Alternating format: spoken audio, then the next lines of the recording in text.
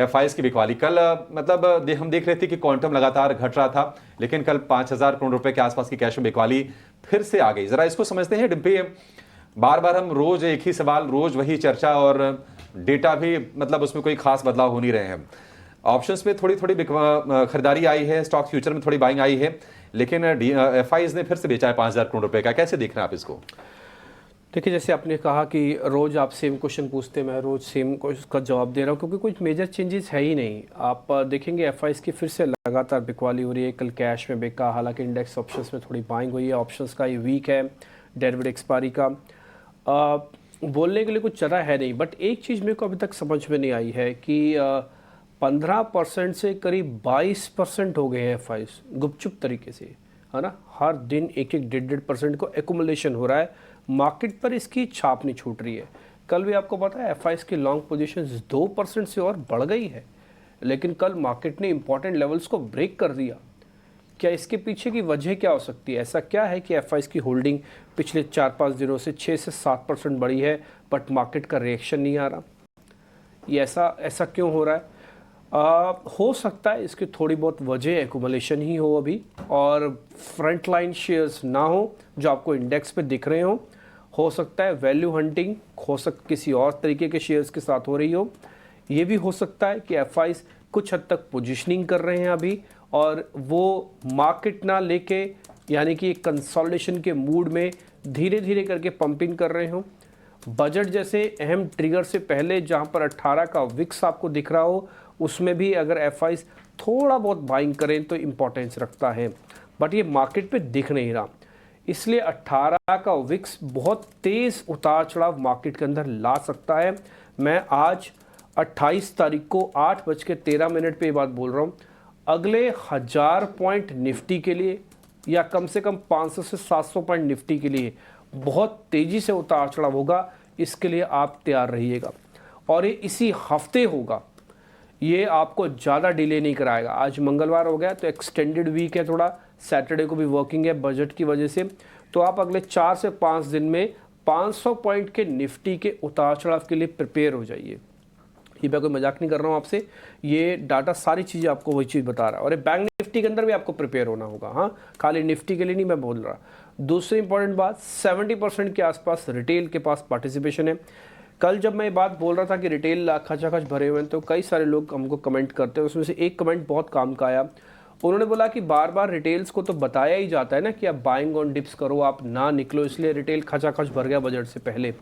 ये बात सच है, और ये बात सच है कि इस बार सारे ट्रिगर्स जो हम जैन सीरीज़ में लेके आए थे वो एक एक करके खाली हो रहे हैं। जैसे डोनाल्ड ट्रंप आए, आपके लिए अच्छा कुछ भी नहीं लेके आए, उल्टा मार्केट को और डैमेज हुआ। दूसरा, आपके पास अर्निंग्स थी, फ्लॉप शो जा रही है, कहीं भी ऐसा एक्स्ट्रॉर्डनरी कुछ नहीं दिख रहा। तीसरा, आपका बजट है, बजट से सबकी उम्मीदें, 2 हिस्से वाले को लोग भी उठ के बजट वाली जगह पर आ गए हैं। तो कहने का मतलब बजट से इतनी ज़्यादा उम्मीदें हो गई हैं, इतनी हाइप क्रिएट हो गई है कि अगर बजट 1%, 2%, 10% भी आपकी उम्मीदों से खरा नहीं उतरा, या उम्मीद मतलब मार्केट की उम्मीद से खरा नहीं उतरा, तो बाज़ार को ये अच्छा नहीं लगेगा। और ध्यान रखिएगा, मैं कल एक ट्वीट पढ़ रहा था किन्हीं का, उनके पास 2 मिलियन फॉलोअर्स हैं, मैं अभी उनका नाम बता दूंगा, मैं स्किप कर गया हूँ। उन्होंने लिखा है कि हम फेब में हिस्ट्री की सबसे बड़ी गिरावट देखेंगे, ऐसा उन्होंने लिखा है।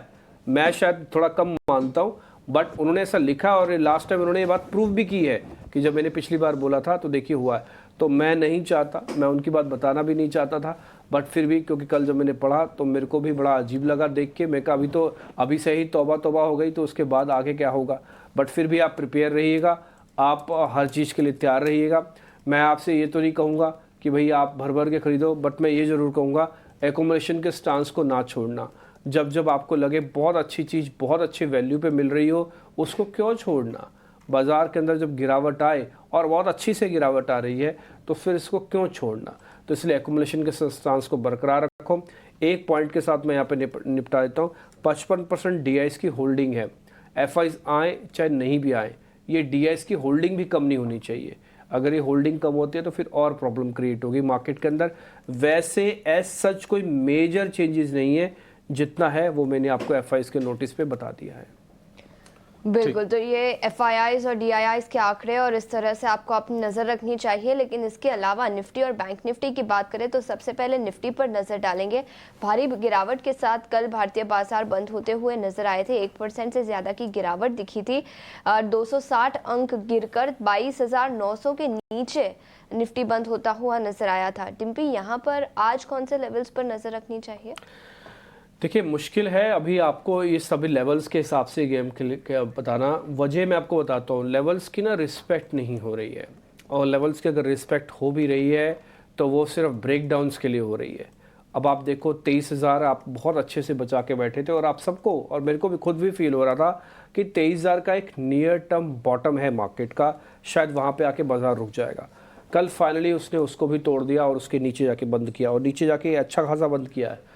1 से 150% नीचे, 1 से 150 पॉइंट नीचे जाके बंद किया हुआ है। कहने का मेरे मतलब है, पहले तो आप 23,000 को ही अचीव करने की कोशिश करो। आज जो गिफ्ट निफ्टी आपको करीब 90 पॉइंट ऊपर दिख रहा है, मैं उम्मीद करता हूँ, हाँ मेरे को लगता नहीं है बट मैं उम्मीद करता हूँ ये 90 पॉइंट आपको निफ्टी में भी दिखेंगे जब आप ओपन होंगे, जो गिफ्ट निफ्टी आपको दिख रही है। दूसरा पॉइंट, क्या चलने के बाद यानी कि खुलने के बाद बाजार बहुत तेज़ी से ऊपर आ जाएगा?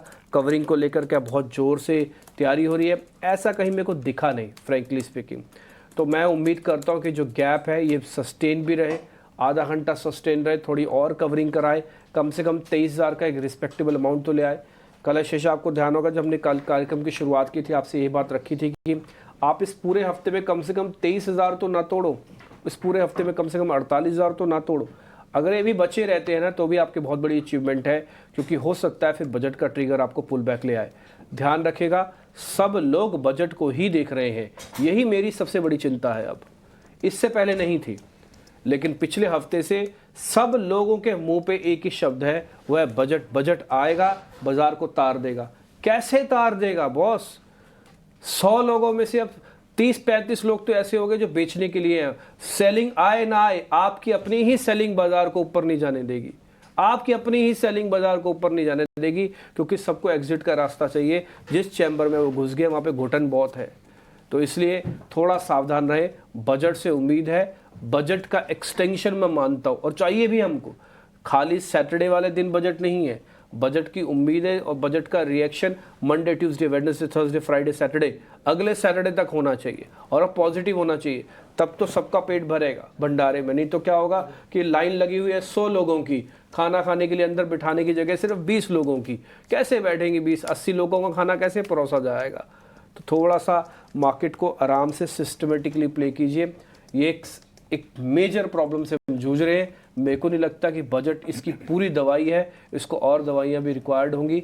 जैसे उसके बाद RBI की बैठक है, फिर US का कुछ डाटा आने हैं, तो बहुत सारी मेडिसिन चाहिए इसको ठीक होने के लिए भी। बिल्कुल, कई सारी दवाइयाँ चाहिए, और एक दवाई डिम्पी ने शायद RBI ने दे दी है, क्योंकि 3 बड़े फैसले लिए हैं लिक्विडिटी बढ़ाने के लिए। थोड़ी देर में अंकुर को हम जोड़ेंगे और उस पर चर्चा करेंगे कि 1.5 लाख करोड़ रुपए की जो लिक्विडिटी आ रही है, ये बाजार का सेंटिमेंट ठीक करने के लिए कितना काम करेगी। लेकिन कल हमने निफ्टी के मुकाबले निफ्टी बैंक में देखा कि गिरावट कम रही है। अगर हम प्रतिशत के लिहाज से बात करें तो करीब करीब आधी गिरावट रही। क्या मान के चलें, RBI की तरफ से ये जो कदम आ रहे हैं, ये आज को सपोर्ट करने काम करेंगे डिम्पी? देखिए, लिक्विडिटी की रिक्वायरमेंट तो हमेशा ही रहती है, बिना लिक्विडिटी के तो चल ही नहीं पाएंगे। लिक्विडिटी वैसी है जैसे मछली को पानी की रिक्वायरमेंट है। पानी में है तो सही वो, लेकिन उसके बाद उसको दाना भी चाहिए होता है खाना खाने के लिए। तो पानी तो हो गया, लिक्विडिटी इज ऑल अबाउट पानी।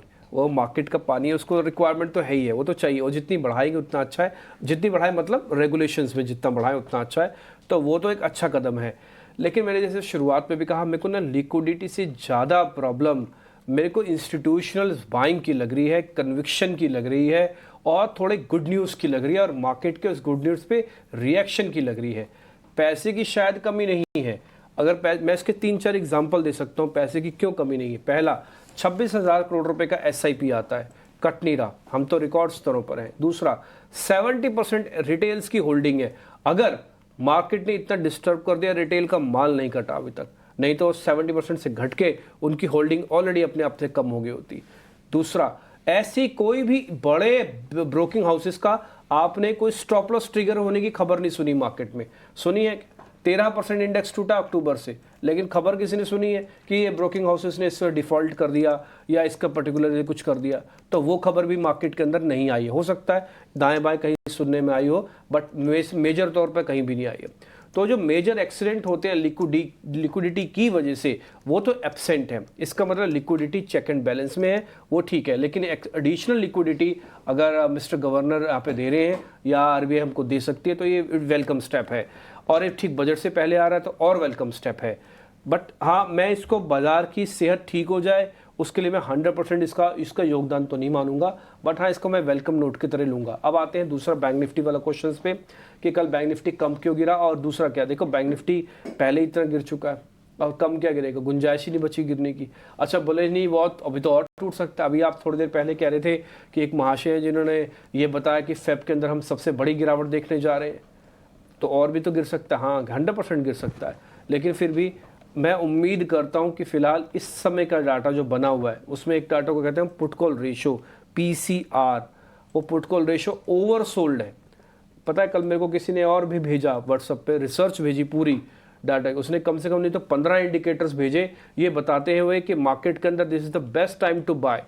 मेरे को लगा कि 15 इंडिकेटर्स की जरूरत क्या है, 5 इंडिकेटर से पता लग रहा है this is the best time to buy. But problem कहाँ पे है, फिर क्यों नहीं बाय हो रहा, क्यों नहीं बाजार ऊपर आ रहा? बाजार इसलिए ऊपर नहीं आ रहा क्योंकि बाजार के अंदर इंस्टीट्यूशनल प्ले थोड़ा सा कम है।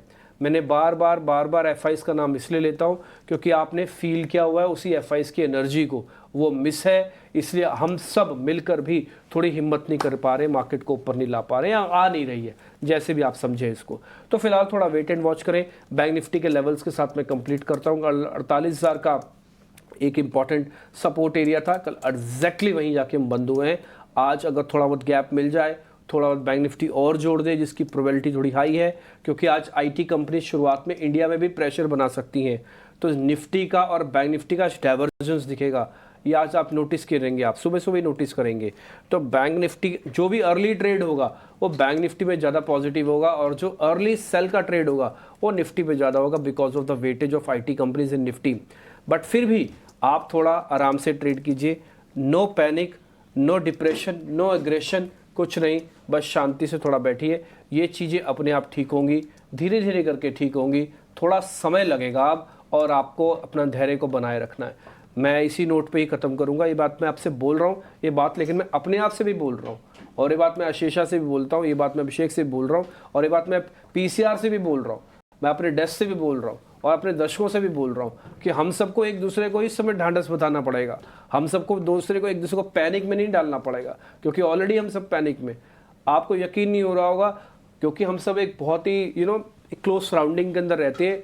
मैं कल छोटी सी कहीं एक दुकान पे गया, आपको पता है वहाँ पे एक दुकानदार था, वो बात कर रहा था कि भी मेरे तो बहुत पैसे लग गए इस बार की मार्केट के अंदर, मैंने जितना कमाया था उससे कहीं ज़्यादा अब मेरे को लॉस हो रहा है मार्केट के अंदर। एक बार भगवान मार्केट का रेट आ जाए, मैं फिर इसको धंधे को ही छोड़ दूंगा। वो दुकानदार बता रहा है। मेरी प्रॉब्लम्स यहीं से शुरू होती है। उस दुकानदार को इन्वाइट किया था मार्केट ने, वो इतने बुरे टेस्ट के साथ उसको ना भेजे वापस। ऑलरेडी वो खराब टेस्ट के साथ जाएगा ना तो फिर कभी आएगा नहीं, और 2-4 पीढ़ियाँ भी नहीं आएंगी। तो बस मेरी इतनी सी रिक्वेस्ट है कि आप थोड़ा एक दूसरे को ढांढस बताए रखिए कि बुरा समय है, निकल जाएगा फाइनली, और फिर ऊपर आ ही